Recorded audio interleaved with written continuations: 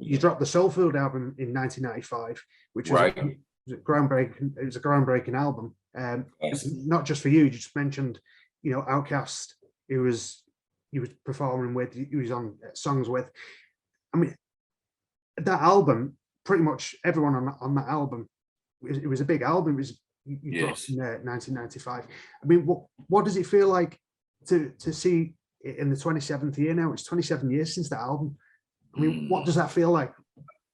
Man, well, yeah, like you said, we just really celebrated our 25th year anniversary of Soul Food. So you're right. Sure. We're going into 26, 27 year of that album, man. And when you making a masterpiece or a classic, you don't even realize it's a classic or a masterpiece. You know what I mean? So you just really representing, man, to the best of your ability, man. But that really kind of puts a battery in our back to let us know that, man, the things that we did the right things, because people are still talking about this one album, you know what I'm saying? Especially when the pandemic came, everybody kind of jumped on the cell therapy single, you know what I mean? So just to have that resonate right now, you know what I'm saying, in the year 2022, 2021, you know what I mean? That just lets me know, man, that is some legendary shit, you know what I mean? Because, I mean, a lot of people toss that word around a lot. But when you think about what we're talking about, you know what I mean, 25 years, 26 years, you know what I mean? That's some legendary stuff, man. Just like some legendary rock and rollers, you know what I mean? Like, they're still doing their thing, you know what I mean? They really they just do until they get kind of old, you know what I mean? Till you get like 25 years in the game, 26 years in the game, you know what I mean? So I'm just glad that we still got the passion, man, and still motivated and inspired, man, to continue to do music. Like we just dropped the album in 2021 called Survival Kit. Yes, classic. You know what I mean? Classic. So still motivated, and still our fans still want to see us. Just getting off tour with Erykah Badu. You know what I mean? So we got another show with her next week in Greensboro, North Carolina. Oh, for sure. I've just seen on the IG that you was posting a few weeks ago that you're hitting the road, which is good. It's good to see, after, like say, the pandemic and all that. It's good. It's great to see hip hop back on the road.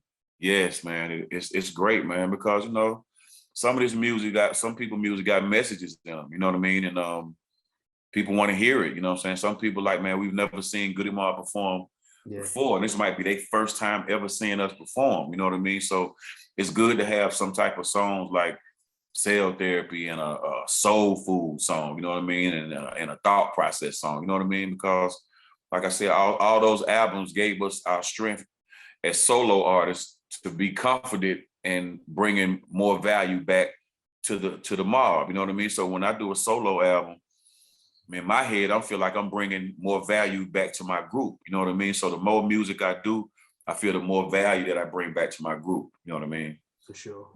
Like that it brings me into the next question. I mean, like you say, you come out in 94, 95, and around about that time, the East Coast, West Coast so-called war was taking place. It was all about violence and drugs.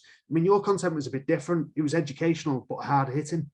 I mean, what reaction did you get in Atlanta from your hometown?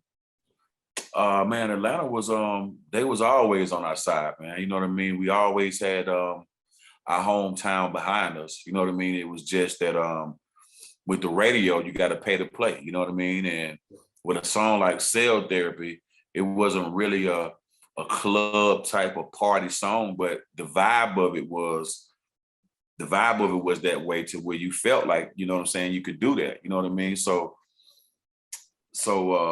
not only Atlanta, man, we had towns like Savannah, Georgia, that was behind us, Macon, Georgia, Statesboro, Georgia, Albany, Georgia. So all those spots we hit before we even went to New York or to California or to Texas. So we was groomed in our own state so that we can go out there and do it, even though they probably didn't understand nothing we were saying, because we had a different type of dialect and a different type of flow and different type of substance, to where people were just really looking at us. You know what I mean? Like, wow, you know what I mean? Like when we went to New York, it was just it was a sideshow. Everybody was looking at us, you know what I'm saying, to see what we was gonna do.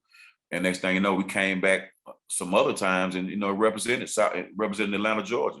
For You know what I mean? So hometown was good because we put Atlanta, Georgia on the map. You know what I mean? We had people from all coasts now looking at Atlanta now. Now it's time for Atlanta to start shining now. What y'all got?